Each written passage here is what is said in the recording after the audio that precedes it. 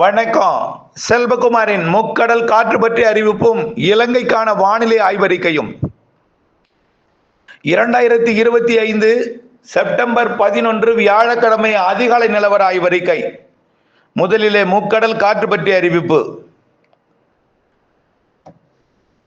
வங்கக்கடலிலே ஆந்திர கரையோரம் அருகே வளிமண்டலத்தில் உருவாகியிருந்த காற்று சுழற்சி கீழடுக்கு சுழற்சியாக மாறி கடலோடு இணைந்த சுழற்சியாக மாறி இருக்கிறது. தாழ்வு நிலையாக நாளை 12ஆம் தேதி காற்றழுத்த தாழ்வு பகுதியாக உருவாகி ஆந்திர பிரதேசம் தெலுங்கானா வழியாக உள்ளே கடக்க இருக்கிறது. இதன் காரணமாக வங்கக்கடலில் காற்றோட வேகம் அதிகரிக்க இருக்கிறது. தற்பொழுது மன்னார் வளைகுடா மற்றும் அதனை ஒட்டியுள்ள இலங்கை பகுதிகளில் சற்று வலுவான காற்று வீசிக்கொண்டிருக்கிறது.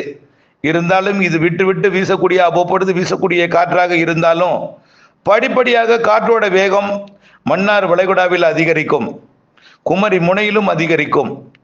வரக்கூடிய 12, 13ஆம் தேதி கொஞ்சம் கொஞ்சமாக அதிகரிக்கக்கூடிய காற்று 13ஆம் தேதி மாலையிலிருந்து மன்னார் வளைகுடா மற்றும் பாக் ஜலசந்தி பகுதிகளில் கொஞ்சம் வலுவான காற்றாக இருக்கும். இது எடை குறைந்த படகுகளுக்கு கண்டிப்பாக மீன்பிடித்தலுக்கு அச்சுறுத்தலை கொடுக்கும் என்பதனால கண்டிப்பா 12, 13 தேதி 12, 13, 14, 15 தேதிகளில் கடலுக்குள் எடை குறைந்த படகு மீன்பிடித்தலை முற்றிலுமாக தவிர்த்து விட வேண்டும்.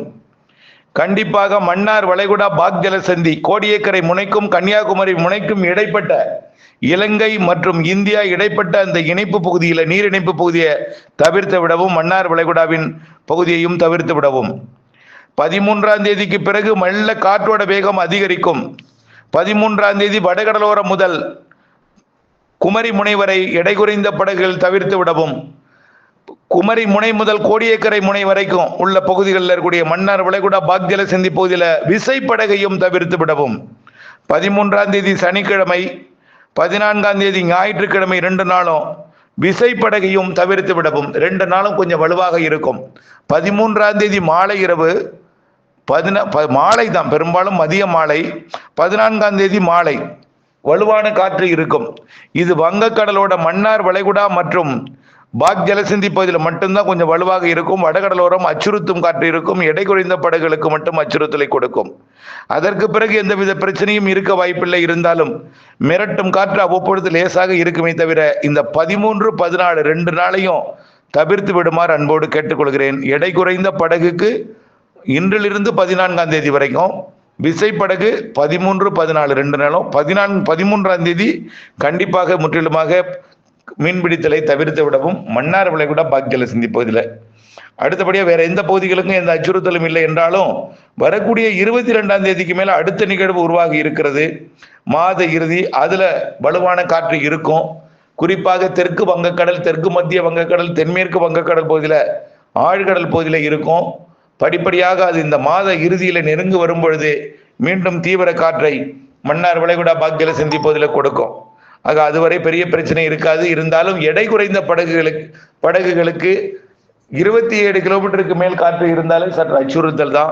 அது அவ்வப்பொழுது இருக்கும். எடை குறைந்த படகுகள் மட்டும் தொடர்ந்து முன்னெச்சரிக்கையுடன் மீன்பிடிக்கணும். ஆனால் விசைப்படகு 13ஆம் தேதி, 14ஆம் தேதி, 12, 13, 14 மன்னார் வளைகுடாவை தவிர்த்து விடுமாறு கேட்டுக்கொள்கிறேன். அடுத்தபடியாக இலங்கைக்கான வானிலை ஆய்வறிக்கை. இலங்கையை பொறுத்த வரைக்கும் தற்பொழுது அதாவது கடந்த சில நாட்களாக நல்ல மழைப்பொழிவை கொடுத்து வந்த நிலையில இன்றைக்கும் இலங்கைக்கு ஆங்காங்கே மாலை இரவு மழைப்பொழிவை கொடுக்க இருக்கிறது. 11ஆம் தேதி வியாழக்கிழமை ஒரு சில இடங்கள்ல மட்டும்தான் மழை இருக்கும். ஆனால் கடந்த 2-3 நாளாக நல்ல மழைப்பொழிவை கொடுத்தது இடிமழை பொழிவை. நாளையும் இலங்கையோட கிழக்கு பகுதியில், அதாவது திரிகோணமலை, அம்பாறை உள்ளிட்ட பகுதி, அதாவது ஹம்பந்தோட்டாவில் இருந்து முல்லைத்தீவு வரைக்கும் உள்ள பகுதியில் கிழக்கு பகுதியில் மழை இருக்கும். மேற்கு பகுதிக்கு மழை வாய்ப்பில்லை. தென்மேற்கு பருவமழைக்கு பெரிய வாய்ப்பில்லை. திரிகோணமலையை ஒட்டி கடற்பகுதியிலையும், திரிகோணமலை அம்பாறை இடைப்பட்ட பகுதியிலையும் நல்ல மழை தெரிகிறது. நாளை 12ஆம் தேதி, 13ஆம் தேதி, 14ஆம் தேதி, 15ஆம் தேதி பெரிதா மழை இருக்காது. இருந்தாலும் இலங்கையோட தெற்கு பகுதியில் லேசான மிதமான மழை ஒரு சில இடங்கள்ல இடிமின்னலுடன் கொடுக்கும். அதாவது காலி, ஹம்பந்தோட்டா, அம்பாறை இடைப்பட்ட பகுதி, தெற்கு பகுதி, தென்கிழக்கு பகுதியில். இது தவிர பெரிய அளவிலே மழை இருக்காது. வரக்கூடிய 16ஆம் தேதியிலிருந்து மெல்ல தீவிரமடையும் மாலை இரவு இடிமழை பொழிவு 16ஆம் தேதியிலிருந்து. ஆனால் அந்த மழைப்பொழிவும் பெரிதாக இலங்கைக்கு ஒரு மழைப்பொழிவை கொடுத்து விடாது. ஆனால் மிரட்டும் வானிலையையும் ஆங்காங்கே மழைப்பொழிவையும் கொடுத்தாலும் போதுமான திருப்தியான மழைப்பொழிவை கண்டிப்பாக இந்த மாத இறுதிக்குள் கொடுப்பதற்கான வாய்ப்பு குறைவு தான். இருந்தாலும் மாத இறுதி நாட்கள்ல கொஞ்சம் கூடுதல் பரப்புல மழை இருக்கு, மாத இறுதி நாட்கள்ல. ஆனாலும் அந்த மழைப்பொழிவும் ஒதுக்கித்தான் கொடுக்கும். அக்டோபர் 15 தேதி நல்ல மழை இருக்கு. இந்த மாத இறுதியில் வரக்கூடிய நிகழ்வு இருகாற்று இணைவை இலங்கையில ஏற்படுத்துவதில் சாதகம் இல்லை. இலங்கையில மேற்கு காற்று தென்மேற்கு காற்று வலுவாக இருக்கும். தமிழ்நாட்டில் கூட வடகடலோரம் வடவுள் மாவட்ட பகுதிகளுக்கு நல்ல மழைப்பொழிவை கொடுக்கும். வடக்கே போக போக ஆந்திர எல்லையோரத்திலையும் கர்நாடக எல்லையோரத்திலையும் மழை இருக்கும். வட உள் மாவட்ட பகுதிகளில் இருக்கும் தமிழ்நாட்டில். ஆனால் டெல்டா ஒட்டிய பகுதியில் இருக்கும். வடக்கு இலங்கையில் கூட கொஞ்சம் சவால் தான். ஆக இலங்கையின் தென்கோடியில அவ்வப்பொழுது மழை இருக்கலாம். அதுவும் ஒரு மிரட்டு வானிலையோடு இருந்து கொண்டிருக்குமே தவிர பெரிய மழை இல்லை. இலங்கைக்கு மழை இல்லையே என்று கவலை பெற்றுக் கொண்டிருக்கூடிய விவசாயிகளுக்கு ஒரே ஒரு மகிழ்ச்சியான தகவல், நல்ல மழை இருக்கு. அக்டோபர் மாதம் முதல் 2 வாரம் தென்மேற்கு பருவமழை, அக்டோபர் மாதம் 2வது வாரத்தின் பிற்பகுதி, அதாவது 3வது வாரத்துல, அதாவது ஒரு 15ஆம் தேதிக்கு மேல நல்ல மழைப்பிடிவை தொடங்கி இருக்கிறது இலங்கையின் ஒட்டுமொத்த பகுதிக்கும். அதாவது தென்மேற்கு பருவமழை நல்ல மழைப்பொழிவு இறுதி கட்டத்தில் கொஞ்சம் தீவிர மழைப்பொழிவை கொடுக்கும். வடகிழக்கு பருவமழை தொடங்கியது முதல் மழை தான் நல்ல மழைப்பொழிவு.